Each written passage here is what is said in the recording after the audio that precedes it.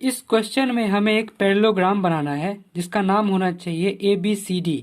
और उसमें AB जो साइड है उसकी जो लेंथ है वो 6.5 सेंटीमीटर होनी चाहिए, AD 4.8 सेंटीमीटर होनी चाहिए, और हमें एंगल BAD, इसका मतलब है जो बीच में लिखा है ना ए पे हमें 70 डिग्री का एंगल बनाना है और उसके डायगोनल को मेजर भी करना है। सबसे पहले हम एक रफ फिगर बनाएंगे।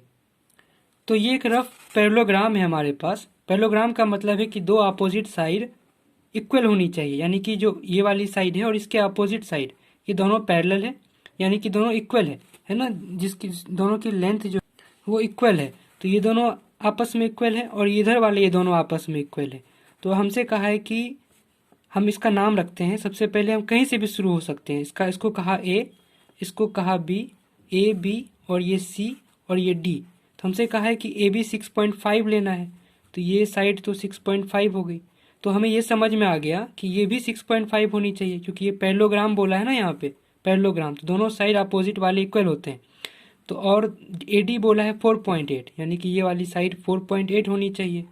तो हमें ये समझ में आ गया कि ये भी 4.8 होनी चाहिए, है ना। और हमें एंगल ए पे 70 बनाना है, तो ये वाला एंगल कितना बनाना है, 70 डिग्री। ठीक है, तो इसको देख देख कर हम ओरिजिनल डायग्राम बनाएंगे। तो ये एक रफ फिगर है, इसको हमें जैसा जैसा हमने इसमें किया है वैसा हमें अब कंस्ट्रक्ट करना है। तो सबसे पहले हम बेस बनाएंगे ए बी 6.5 सेंटीमीटर की, है ना, फिर उस पर एंगल बनाएंगे 70 डिग्री, ऐसा करेंगे। सबसे पहले हम लाइन खींचेंगे ए बी, इसको हम रफ फिगर को देख देख कर बना रहे हैं। तो ए बी हमने खींचा 6.5 सेंटीमीटर का। सबसे पहले हमें ये काम करना है, तो हमने ए बी लिया, दिख रहा है ना, ए बी 6.5 सेंटीमीटर, हमने ये बेस बना लिया सबसे पहले। अब हमें ए पे 70 बनाना है ना।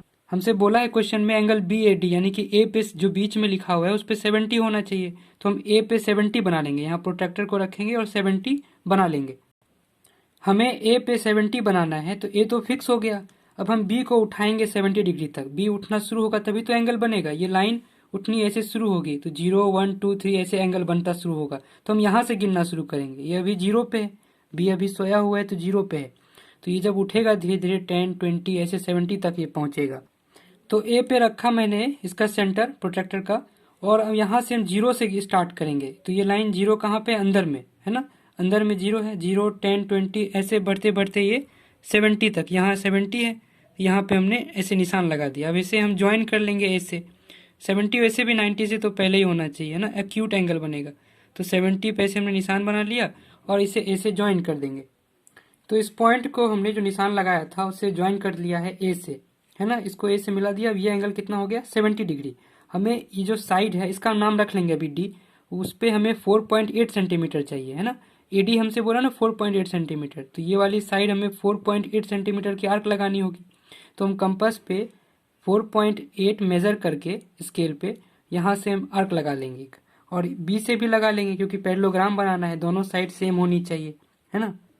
तो हम कंपास से स्केल पे 4.8 सेंटीमीटर मेजर कर लेंगे। ये रहा 4.8 सेंटीमीटर, है ना, ये 4.8 सेंटीमीटर हुआ। इसको हमने मेजर किया और ये हम रखकर ए पे निशान लगा लेंगे। तो इसको मैंने ए पे रखा और ये ऐसे कट कर दिया, ये 4.8 सेंटीमीटर कटा। और बी से भी रखकर, क्योंकि पैरेललोग्राम बनाना है तो ये साइड भी उतनी ही होनी चाहिए, तो यहाँ भी रखकर 4.8 सेंटीमीटर ऐसे काट दिया।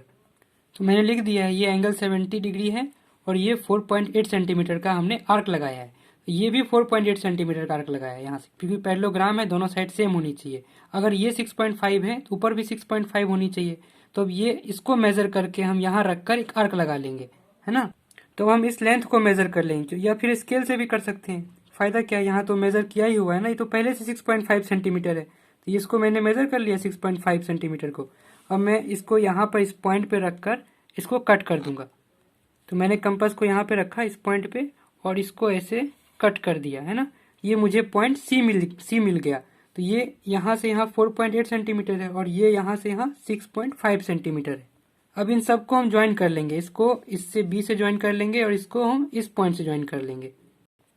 तो हमने इसको ज्वाइन कर लिया है, इस पॉइंट को बी से और इसको इस पॉइंट से। हम नाम रख लेते हैं, ये ए, ये बी, ये हो गया सी और इसे कह देंगे हम डी, है ना। तो ये सी हो गया, ये डी हो गया। अब हमारे पास ए डी 4.8 है, तो सी भी, ये बी सी भी 4.8 सेंटीमीटर है, पैरेललोग्राम है, ये दोनों साइड तो सेम होनी चाहिए। और ये भी 6.5 सेंटीमीटर है, हम वो भी लिख लेंगे।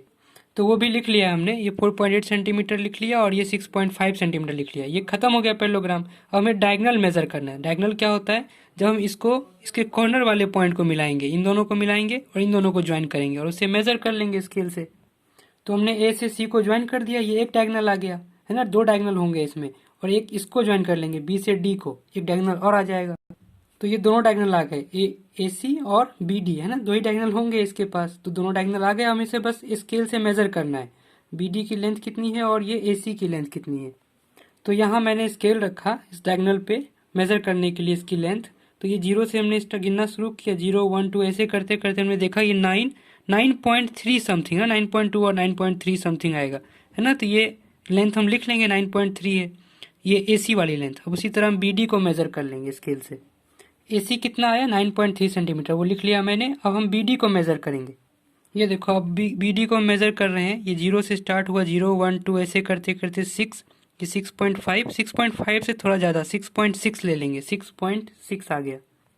ठीक है, तो ये क्वेश्चन हमारा यहीं पे कंप्लीट हो गया। हमने पैरेललोग्राम बनाया ए बी सी डी, जिसमें कि दोनों साइड पैरेलल है, 4.8 सेंटीमीटर और 4.8 सेंटीमीटर दोनों इक्वल है, और ये दोनों साइड दोनों इक्वल है ना।